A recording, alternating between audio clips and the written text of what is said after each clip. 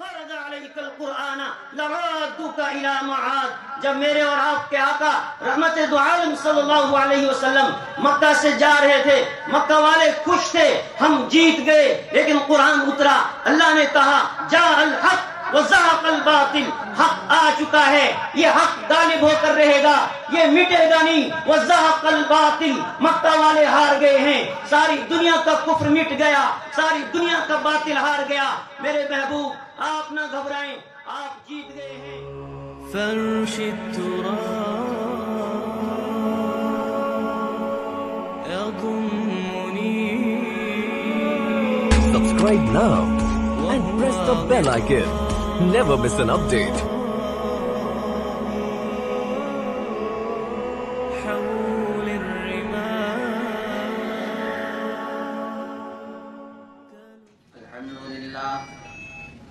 الحمد لله الذي هدانا لهذا وما كنا لنهتدي لولا أن هدانا الله ونشهد أن لا إله إلا الله وحده لا شريك له ونشهد أن سيدنا وسندنا وحبيبنا وشفيعنا وطبيبنا ومولانا محمدا عبده ورسوله. يا رب صل وسلم دائما أبدا على حبيبك خير الخلق كلهم. أما بعد، قال الله تبارك وتعالى في القرآن المجيد: أعوذ بالله من الشيطان الرجيم، بسم الله الرحمن الرحيم. يا أيها الذين آمنوا ما لكم إذا قيل لكم انفروا في سبيل الله اثاقلتم إلى الأرض أرضيتم بالحياة الدنيا من الآخرة فما متاع الحياة الدنيا في الآخرة إلا قليل. برادران اسلام، اللہ تبارک و تعالیٰ کا کرم ہوا، احسان ہوا. رب ذوالجلال نے آج پھر سے مجھے اور آپ کو اپنے گھر میں جمع فرمایا. دعا فرمائیں کہ اللہ تبارک و تعالیٰ ہمارا آنا قبول فرمائے، ہمارے لیے نجات کا ذریعہ بنائے.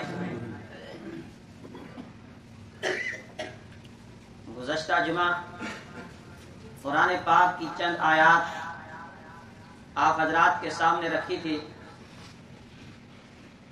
اور یہ عرض کیا تھا کہ دنیا میں پیش آنے والے حالات اور واقعات، ان حالات و واقعات کو دیکھنے والے دو طرح کے لوگ ہوتے ہیں. ایک وہ طبقہ جن کے دلوں میں ایمان کا نور ہوتا ہے، جو اپنے پروردگار پر ایمان رکھتے ہیں. وہ ان حالات اور واقعات کو جب دیکھتے ہیں اور حالات کا سامنا کرتے ہیں تو سمجھتے ہیں کہ یہ اللہ تبارک و تعالیٰ کی منصوبہ بندی ہے. جو کچھ دنیا کے اندر یہ تبدیلی آ رہی ہے، جو حالات کروٹیں لیتے ہیں، تو ایمان والا اس چیز کو مانتا ہے، اس کا ایمان اس بات پر ہوتا ہے کہ یہ سب کچھ اللہ تبارک و تعالیٰ کے منصوبے سے چل رہا ہے. کسی ملک کا تنزلی کی طرف چلے جانا، کسی کو ترقی کا مل جانا، اور اس کے مقابلے میں دوسرا طبقہ وہ ہے، وہ یہ سمجھتے ہیں کہ فلاں نے ایک غلطی کی، فلاں کی ایک کمزوری رہی، وہ حکومت میں ناکام رہا، اس وجہ سے حکومت تنزلی کی طرف چلی گئی، ملک جو ہے تنزلی کا شکار ہو گیا، ترقی نہیں کر پایا. لیکن چونکہ یہ پورا کا پورا ایک نظام ہے جس کو پروردگار چلا رہے ہیں، اور گزشتہ جمعہ بھی آیت آپ کے سامنے پڑھی تھی. اللہ کہتا ہے کہ کسی بھی ملک اور کسی علاقے کو، کسی بستی کو جب تباہ و برباد کرنے کا ہم پلان بناتے ہیں، جب منصوبہ بنایا جاتا ہے، وَإِذَا أَرَدْنَا أَن نُهْلِكَ قَرْيَةً أَمَرْنَا مُتْرَفِيهَا فَفَسَقُوا فِيهَا فَحَقَّ عَلَيْهِ الْقَوْلُ، کہ ہم پھر اس ملک کی باغ دوڑ، اس ملک کا اقتدار نااہلوں کے ہاتھ میں دے دیتے ہیں، ظالموں کے ہاتھ میں دے دیتے ہیں کہ وہ اس علاقے اور اس خطے میں ظلم کی انتہا کرتے ہیں، اور اس کے بعد پروردگار پھر اس پورے علاقے کو تہس نہس کر دیتا ہے، پھر وہ ملک تباہی کا شکار ہو جاتا ہے، بربادی کا شکار ہو جاتا ہے۔ اللہ نے اپنا قرآن ہمارے سامنے رکھ دیا، تو ایمان والا جب قرآن پڑھتا ہے وہ اس چیز کو سمجھتا ہے کہ یہ سب کچھ اللہ کے منصوبے سے چل رہا ہے۔ فرعون نے بنی اسرائیلیوں کے اوپر ظلم کرنا شروع کیا، اور جب ظلم اپنی انتہا کو پہنچا، اللہ تبارک و تعالیٰ نے فرعون کی حکومت کو تباہ کرنے کا منصوبہ بنایا۔ فرعون کی حکومت کے مٹ جانے کا وقت جب آیا، اللہ تبارک و تعالیٰ نے حضرت موسیٰ علیہ السلام کو پیدا کیا۔ فرعون کو اس کی اطلاع ملی کہ ایک بچہ پیدا ہونے والا ہے جو میری حکومت کے خاتمے کا سبب بن جائے گا، جو میری حکومت کی تباہی کا سبب بن جائے گا۔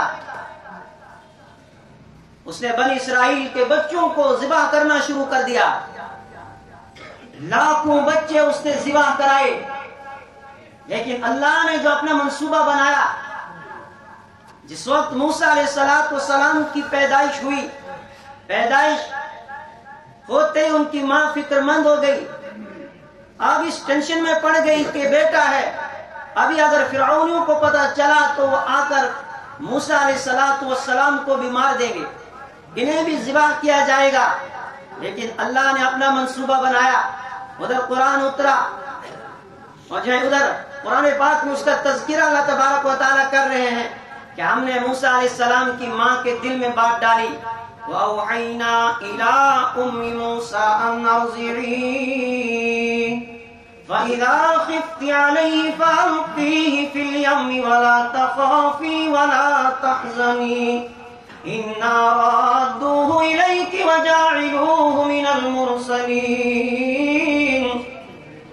ہم نے موسیٰ کی والدہ کے دل میں یہ بات ڈالی، ان ارضعی، وَأَوْحَيْنَا إِلَىٰ أُمِّ مُوسَىٰ أَنْ أَرْضِعِيهِ فَإِذَا خِفْتِ عَلَيْهِ فَأَلْقِيهِ فِي الْيَمِّ، کہ آپ اپنے لخت جگر کو دودھ پلاتی رہو جب تمہیں ڈر لگے فرعون کا، جب تمہیں اندیشہ ہو کہ فرعونی آ کر آپ کے بچے کو ذبح کریں گے، فَأَلْقِيهِ فِي الْيَمِّ، اس بچے کو سمندر کے اندر، دریا کے اندر ڈال دینا، وَلَا تَخَافِي، قوم موسیٰ تجھے گھبرانے کی ضرورت نہیں، تجھے ڈرنے کی ضرورت نہیں، اِنَّا رَادُّوهُ إِلَيْكِ، تیرے لخت جگر کو، تیرے نور نظر کو تیرے پاس واپس لوٹانا یہ مجھ رب العالمین کا کام ہے۔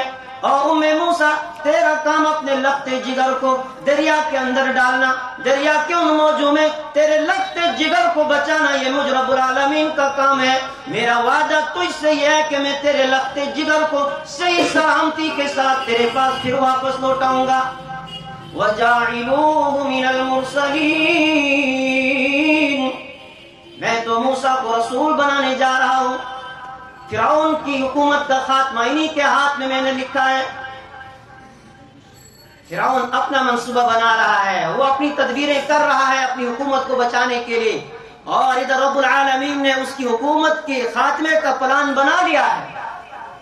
موسیٰ علیہ السلام کی والدہ اپنے لخت جگر، اپنے نور نظر کو دریا کے حوالے کر دیتی ہے، اور ادھر اللہ تبارک و تعالیٰ نے جو منصوبہ بنایا تھا، کس طرح فرعون نے موسیٰ علیہ السلام کو لیا اور اپنے گھر کے اندر ان کی پرورش کی، جس نے سوچا بھی نہیں تھا کہ اسی بچے کے ذریعے سے میری حکومت کا خاتمہ ہو جائے گا۔ اللہ کہہ رہا ہے کہ یہ میرا منصوبہ ہوتا ہے، یہ میری پلاننگ ہوتی ہے، یہ میری تدبیر ہوتی ہے، جو ہر کسی کے سمجھ میں نہیں آتی ہے، اور کس طرح پھر موسیٰ علیہ السلام جب جوان ہوئے اور پھر کس طرح فرعون کی حکومت کا خاتمہ ہو جاتا ہے. اللہ نے فرعون کو مٹا دیا، بنی اسرائیل کو فرعون کے ظلم سے نجات دے دی اور انہیں آزاد کرا دیا. اللہ نے یوسف علیہ السلام کو مصر کا بادشاہ بنانا تھا. اب یہ پروسیس شروع ہو گیا، بھائیوں نے گھر سے لیا. اب یہ سوچا کہ ہم نے ہمیشہ کے لیے یوسف علیہ السلام کو اپنے سے دور کر لیا. قرآن نے وہ منظر بیان کیا، فَلَمَّا ذَهَبُوا بِهِ وَأَجْمَعُوا أَن يَجْعَلُوهُ فِي غَيَابَةِ الْجُبِّ يَلْتَقِطْهُ بَعْضُ السَّيَّارَةِ فَلَمَّا ذَهَبُوا بِهِ وَأَجْمَعُوا أَن يَجْعَلُوهُ فِي غَيَابَةِ الْجُبِّ وَأَوْحَيْنَا إِلَيْهِ لَتُنَبِّئَنَّهُمْ بِأَمْرِهِمْ هَذَا وَهُمْ لَا يَشْعُرُونَ. جب یوسف علیہ السلام کے بھائیوں نے پلان بنایا، جب انہوں نے منصوبہ بنایا کہ ہم یوسف علیہ السلام کو لے کر کسی گہرے کنویں کے اندر ڈال دیں گے، اور انہوں نے اس پلان پر عمل بھی کیا، بھائی کو لے کر گئے اور ایک گہرے کنویں کے اندر ڈال کر آگے. اللہ کہہ رہا ہے وَأَوْحَيْنَا، ہم نے وحی کی یوسف علیہ السلام کی طرف. ہم نے ان سے کہا لَتُنَبِّئَنَّهُمْ بِأَمْرِهِمْ هَذَا وَهُمْ لَا يَشْعُرُونَ. آنے والے وقت میں آپ اپنے ان بھائیوں کو ان کے کیے ہوئے کام کے بارے میں بتا دیں گے. کون سوچ سکتا تھا کہ میرے کنویں کی گہرائی میں ڈال دیا گیا، اب یہی بچہ کل کو جا کر مصر کا بادشاہ بن جائے گا. اور اللہ نے جب وہ اپنا منصوبہ اور وہ جو پروسیس چلا، کس طریقے سے قافلہ آیا اور یوسف علیہ السلام کو کنویں سے نکالا، اور اس کے بعد مصر میں ان کی بولی لگی. قرآن نے وہ بھی منظر بیان کیا، وَقَالَ الَّذِي اشْتَرَاهُ مِن مِّصْرَ لِامْرَأَتِهِ أَكْرِمِي مَثْوَاهُ عَسَىٰ أَن يَنفَعَنَا أَوْ نَتَّخِذَهُ وَلَدًا. عزیز مصر نے اپنی بیوی سے کہا کہ اس بچے کو لے لو، اس کی پرورش کرو، اس کا اکرام کرو، یا ہمیں کل کو کوئی نفع دے گا یا ہم اس کو اپنا بیٹا بنا لیں گے. قرآن کہہ رہا وَكَذَلِكَ مَكَّنَّا لِيُوسُفَ فِي الْأَرْضِ، اسی طرح ہم نے یوسف علیہ السلام کو زمین میں ٹھکانہ دے دیا. اللہ کہہ رہا کہ ہمارا منصوبہ کس طرح ہم نے یوسف کو اس اندھیرے کنویں سے لایا اور مصر میں یوسف علیہ السلام کو پناہ ملی. اب ہم نے یوسف علیہ السلام کو یہاں پناہ دے دی ہے، اور اب یہ بادشاہی کی طرف ان کا قدم جو ہے پڑا ہے، اور اللہ نے انہیں مصر کا اقتدار دینا ہے. اور پھر ایک وہ منصوبے کے تحت کس طریقے سے کن کن حالات سے یوسف علیہ السلام کو گزرنا پڑا. جیل گئے، جیل سے نکلے، کون سوچ سکتا تھا کہ یوسف علیہ السلام اب جیل میں وہاں سے نکل کر یہ مصر کے بادشاہ بن جائیں گے. اور ایک وقت آئے گا کہ بھائیوں کو کنعان سے آ کر یوسف علیہ السلام سے معافی مانگنی پڑے گی، اور یوسف علیہ السلام ان سے کہیں گے کہ کیا تم یوسف کو جانتے ہو کہ تم نے یوسف علیہ السلام کے ساتھ کیا کیا تھا.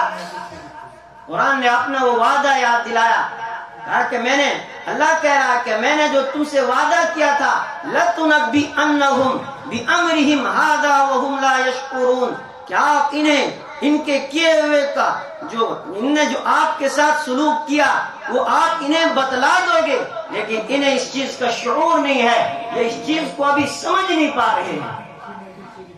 یہ اللہ اپنا منصوبہ بتا رہا ہے کہ ہم دنیا میں کس طرح اپنی منصوبہ بندی کرتے ہیں، کس طرح یہ اللہ کا نظام چلتا ہے. میرے ایمانی بھائیوں، مکہ والوں نے میرے اور آپ کے آقا رحمت دو عالم صلی اللہ علیہ وسلم کے خلاف منصوبہ بنایا.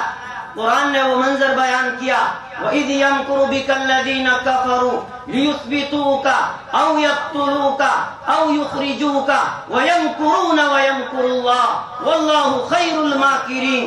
قرآن کہتا ہے وہ وقت یاد کرو جب مکہ والوں نے ایک پلان بنایا، انہوں نے یہ منصوبہ بنایا کہ وہ آپ کو قید کریں. اذ یمکر بک الذین کفروا لیقتلوک، آپ کو قتل کرنے کا منصوبہ بنایا گیا. او یثبتوک، آپ کو قید کرنے کا منصوبہ بنایا گیا. او یخرجوک، یا آپ کو وہ جلا وطن کر دیں گے. یہ وہ منصوبہ بنا رہے ہیں، یہ وہ تدبیر کر رہے ہیں. قرآن کہہ رہا ہے اللہ بھی اپنا منصوبہ بنا رہا تھا. واللہ خیر الماکرین، لیکن اللہ بہترین تدبیر کرنے والا ہے. اللہ کی تدبیر غالب رہی اور مکہ والوں کی تدبیریں مغلوب ہو گئی. وہ جو ہیں اپنے منصوبے میں کامیاب نہیں ہوئے.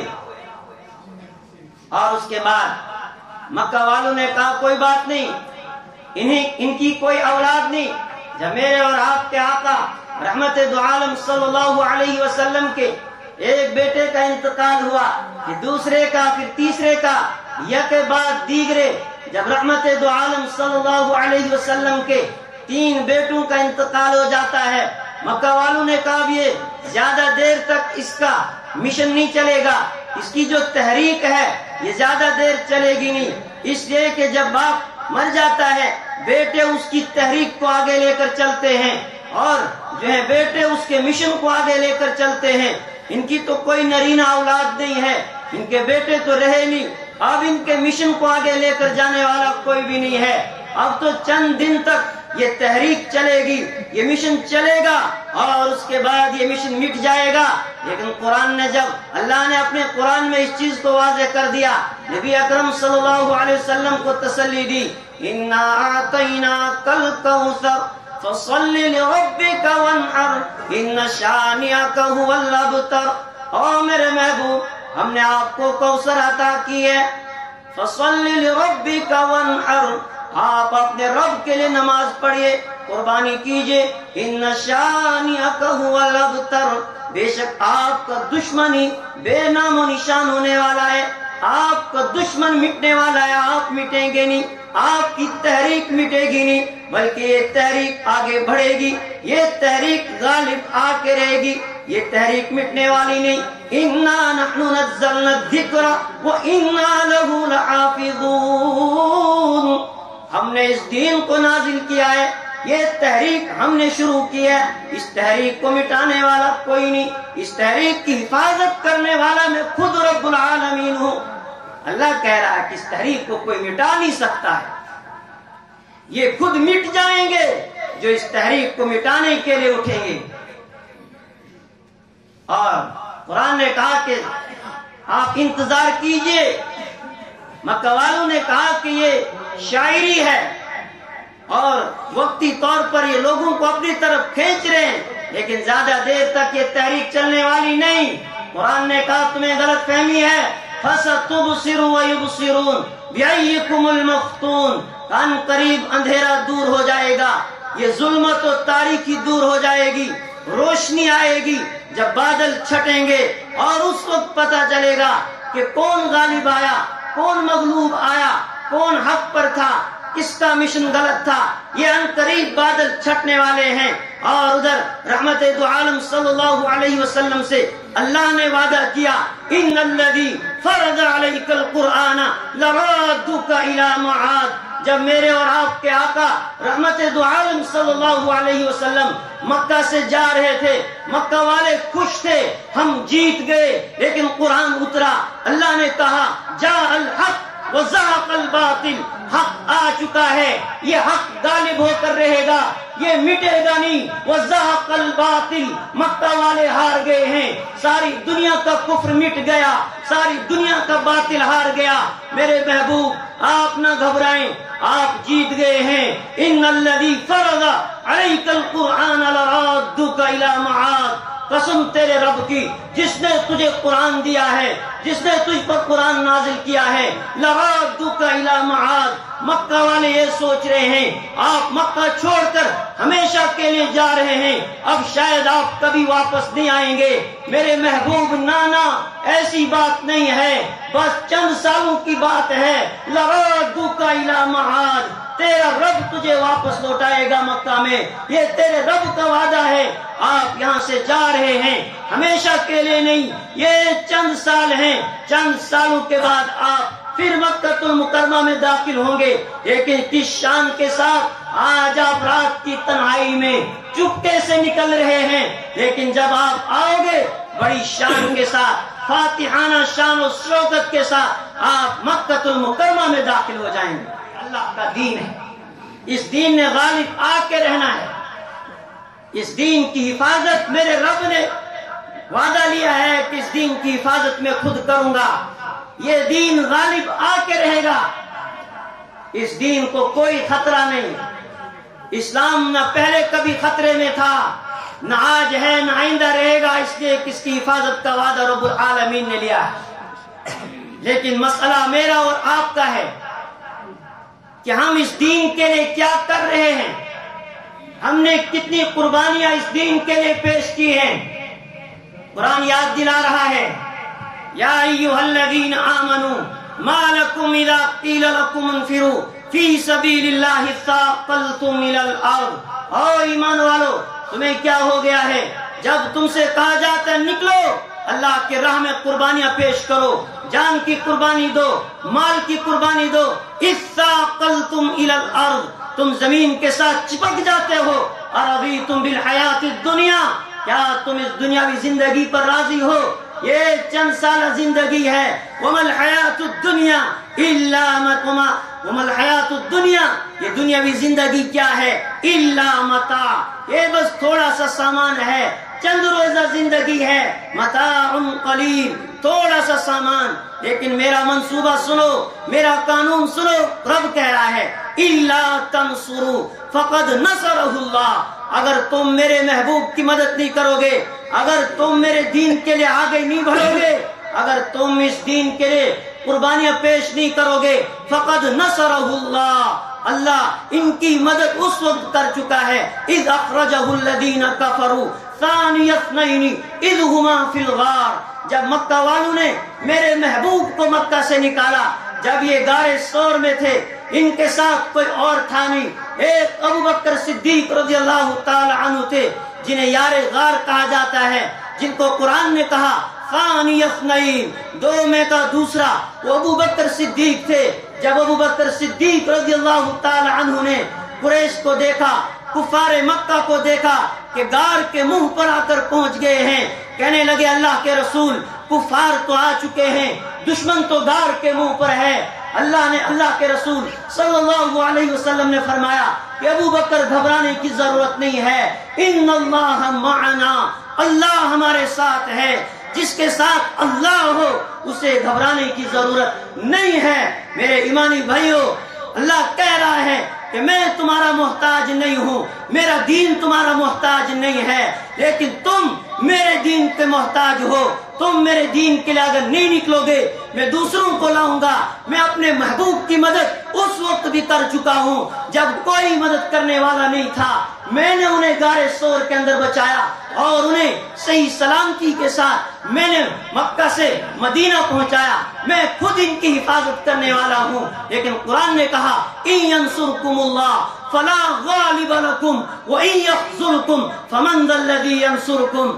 اگر تم پر اللہ کی مدد شامل حال ہوگی تمہارے ساتھ، دنیا کی کوئی طاقت تمہارا کچھ بگاڑ نہیں سکتی ہے. لیکن اگر اللہ تمہیں ذلیل کرنے پہ آ جائے، دنیا کی کوئی طاقت تمہیں عزت نہیں دے سکتی ہے، دنیا کی کوئی طاقت تمہیں بچا نہیں سکتی ہے. رب العالمین کیا چاہتا ہے کہ اس درجے کا ایمان ہمارا ہو کہ ہم اپنا سب کچھ اللہ کے دین کے لیے قربان کریں. پھر ایسا ایمان ہو جو ایمان موسیٰ علیہ السلام کے پاس تھا. قرآن نے وہ منظر بیان کیا جب فرعون کی فوجیں موسیٰ علیہ السلام کے پیچھے ہیں، آگے دریا کی موجیں ہیں. بنی اسرائیلی کہنے لگے او موسیٰ آپ ہمیں کہاں لے کر آئے؟ پیچھے فرعون کی فوجیں، آگے دریا کی موجیں، اب ہم کہاں جائیں؟ موسیٰ علیہ السلام نے کہا کلا، ڈرنے کی ضرورت نہیں. ان اللہ معنا، اللہ ہمارے ساتھ ہے. ان قریب اللہ سیہدین، مجھے راستہ دکھلائے گا. ان قریب اللہ ہمیں رہنمائی کرے گا. اللہ کا حکم آیا موسیٰ تیرا کام اس دریا پر اپنا آسا مارنا ہے. دریا میں تمہارے لیے راستے بنانا یہ مجھ رب العالمین کا کام ہے۔ اللہ کہتا پھر اس درجے کا ایمان چاہے، وہ ایمان چاہے۔ حضرت عثمان غنی رضی اللہ تعالی عنہ مکہ المکرمہ میں ہیں، مکہ والوں نے کہا کہ یہ کیا کر رہے ہو تم، ہم تمہیں کیسے دیکھ رہے ہیں؟ عثمان نے کہا کیا بات ہے؟ کہنے لگے تمہارا پاجامہ ٹکنوں سے نیچے ہے، تمہاری لنگی ٹکنوں سے نیچے ہے۔ انہوں نے کہا کان یفعل حبیبی ھکذا، میرے محبوب ایسا ہی کرتے ہیں، مجھے کوئی پرواہ نہیں، مجھے کوئی جو ہے بات نہیں، تمہیں کیا کہنا ہے تم کہتے رہو۔ حضرت حذیفہ رضی اللہ تعالی عنہ کا جیسا ایمان چاہیے پھر کہ جب ان کے ہاتھ سے کھانے کا ایک لقمہ گر جاتا ہے، ساتھی کہتے ہیں کیا ہو گیا، آپ یہ کھانے کا لقمہ اٹھا کر کھاتے ہو، لوگ ہم پر ہنسیں گے۔ انہوں نے کہا اترکو سنت حبیبی لہؤلاء الحمقاء، کیا ہم ان جاہلوں کی وجہ سے، ان ناہنجاروں کی وجہ سے اپنے محبوب کی سنت کو چھوڑ دیں گے؟ اللہ کہہ رہا ہے کہ میرے بندو، میرا دین تمہارا محتاج نہیں، تم میرے دین کے محتاج ہو۔ اگر تم میرے دین پر عمل نہیں کرو گے، میرے دین کا کوئی نقصان نہیں ہوگا، میرے دین کو کوئی خطرہ نہیں، خطرہ تمہیں اپنا ہے۔ تم اپنی آخرت تباہ کرو گے، تم اپنی آخرت برباد کرو گے، تم اپنی عاقبت کو برباد کرو گے۔ نوجوانوں، ضرورت اس چیز کی ہے کہ ہمیں حالات سے گھبرانا نہیں ہے۔ حالات میرے اور آپ کے آقا رحمت دو عالم صلی اللہ علیہ وسلم پر بھی آئے، اور حالات کیسے آئے؟ فرمایا وَإِذْ يَمْكُرُ بِكَ الَّذِينَ، قرآن کہہ رہا ہے وَمَكَرُوا مَكْرَهُمْ وَإِنْ كَانَ مَكْرُهُمْ لِتَزُولَ مِنْهُ الْجِبَالُ۔ فرمایا کہ نبی اکرم صلی اللہ علیہ وسلم کے خلاف اور مسلمانوں کے خلاف ایسے ایسے منصوبے بنائے گئے، ایسی ایسی تدبیریں کی گئی، ایسا لگتا تھا ہمالیہ بھی اپنی جگہ سے ہل جائے گا۔ قرآن نے کہا لولا ان ثبتناک لقد کدت ترکن الیہم شیئا قلیلا، میرے محبوب آپ کے خلاف ایسے منصوبے بنائے گئے، ایسی تدبیریں کی گئی، ایسی سازشیں کی گئی، اگر ہم نے آپ کو اس دین کے اوپر نہ جمایا ہوتا تو ہو سکتا ہے آپ بھی کسی ایسی بات کی طرف پھر جاتے، لیکن ہم نے آپ کو جما کے رکھا۔ انہوں نے ایسی سازشیں کی کہ ہمالیہ اپنی جگہ سے ہل جائے، لیکن صحابہ کا ایمان ہمالیہ سے زیادہ مضبوط کہ پھر ان کو ان کے ایمان سے کوئی ہلا نہیں سکا۔ حالات کتنے بھی مخالف ہوں، لیکن جس کے دل کے اندر ایمان ہو وہ حالات سے سمجھوتا نہیں کرتا ہے، وہ اپنی شکل کو بگاڑتا نہیں ہے، وہ اپنے لباس کو نہیں چینج کرتا ہے، بلکہ وہ دکھاتا ہے کہ میں جیسے بھی حالات ہوں، تمہیں اچھا لگے نہ لگے، میں نبی اکرم صلی اللہ علیہ وسلم کی ایک ایک سنت پر عمل کر کے دکھاؤں گا۔ وقت ہو گیا، اللہ تبارک و تعالی مجھے بھی اور آپ کو بھی دین کی صحیح سمجھ عطا فرمائے۔ وآخر دعوانا الحمدللہ رب العالمین۔